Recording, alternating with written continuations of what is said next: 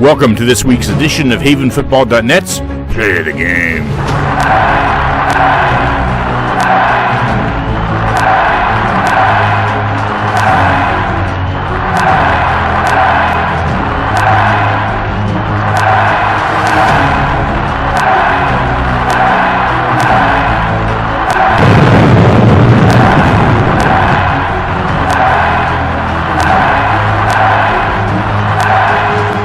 Play of the Game is brought to you by the Swarthmorean Weekly Newspaper, true local coverage of Swarthmore, Wallingford, and surrounding neighborhoods, published since 1893.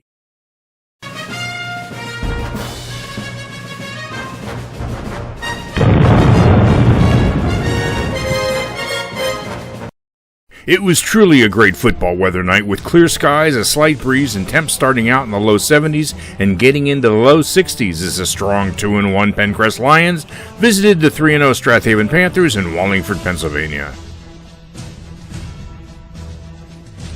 The Lions went 3-and-out thanks to this great 4th-and-2 play as number 40 Cole Miller and number 81 Jahai Curtis tracked down number 3 Matt Malley and drop him for a 2-yard loss.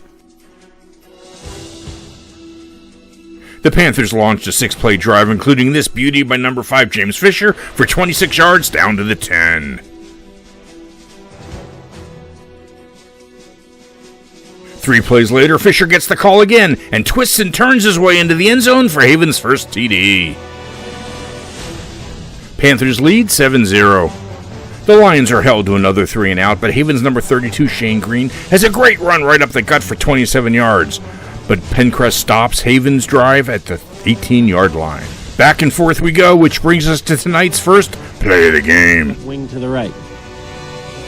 On 2nd and 5. This is Fisher looking for room off that right side. Another good block, and he steps away at the 50. 45-40, one man to beat. Cuts inside. Fisher at the 20. 15-10, and James Fisher will go the distance. 63 yards to pay dirt. And the game breaker has done it again. Haven on top, 14-0. Panther D was tough all night as we see on the ensuing kickoff as Lions number 14 Blaze Percichetti is violently met by number 34 Vince Hales at the 31-yard line.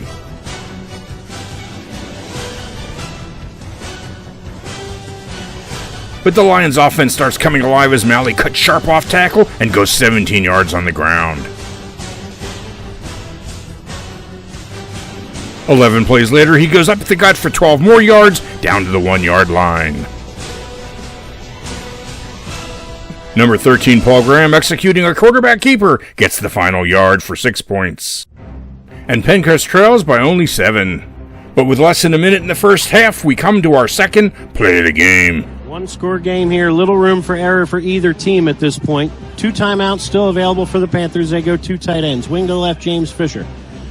Back to pass, Kitchen on 1st and 10. Looking, pumps, steps up, has a man out there. It's Fisher. He's got it inside the 5, right on the money.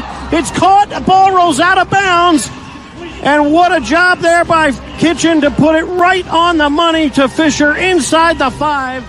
Fisher gets his number called again on this pitch play, which goes wide right and in for the score.